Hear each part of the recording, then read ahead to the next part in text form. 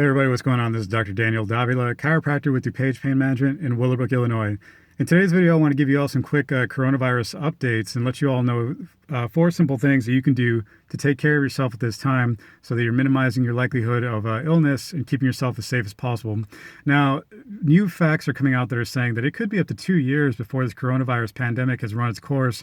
And unfortunately, before it's all said and done, the president of the Robert Koch Institute said that it's possible that up to 60 to 70% of the global population will have had this disease, recovered from it, developed immunity, and we'll go on from there. Now, thankfully, the World Health Organization is saying that most people who develop this disease are going to have mild symptoms and may even recover without even having to go through any kind of specific treatment.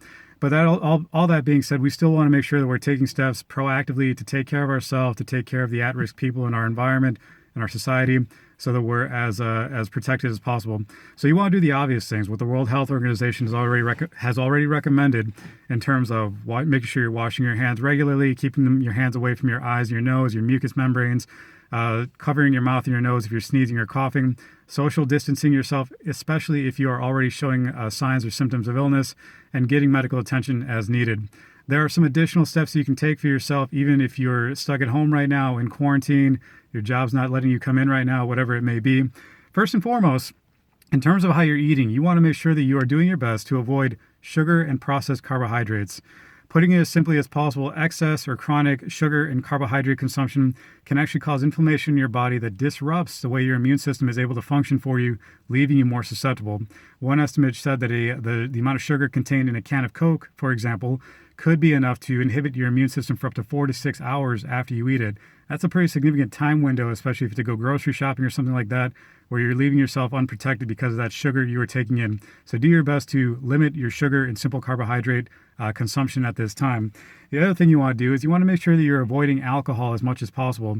Now, it's ironic that ever since this whole coronavirus outbreak started going big on social media, the number of people that are bragging about how they're sitting at home having a drink or stocking up on alcohol to ride it out.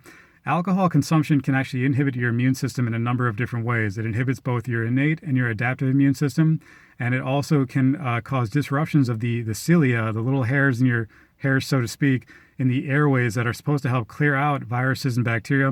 So if you're drinking alcohol and you're doing it excessively right now, unfortunately, again, you're making yourself more susceptible not only to coronavirus, but to all respiratory infections. So you're going to want to cut back on that as much as possible. Another thing you're going to want to do is you're going to want to get your vitamin D levels optimized.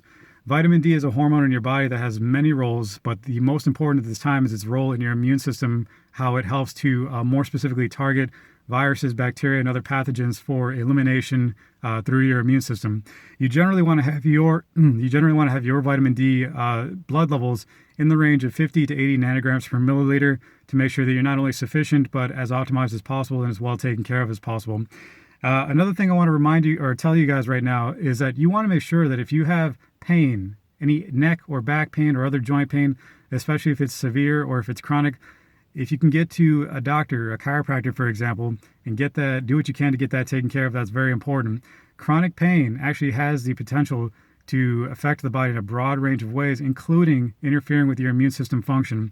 So especially if you're stuck at home right now and you can't really go to work, you can't really do anything else, if you can find the time and you can find a provider, go and get your pain dealt with, take care of it as best you can in a conservative and drug-free way if possible, just to make sure that you're staying as healthy as possible. And that's just one less stress in your immune system so your body can be as healthy as possible. All right, I wanted to share this information, these tips with you guys. If you have any questions or comments about them, please let me know. Otherwise, take care of yourselves and be well.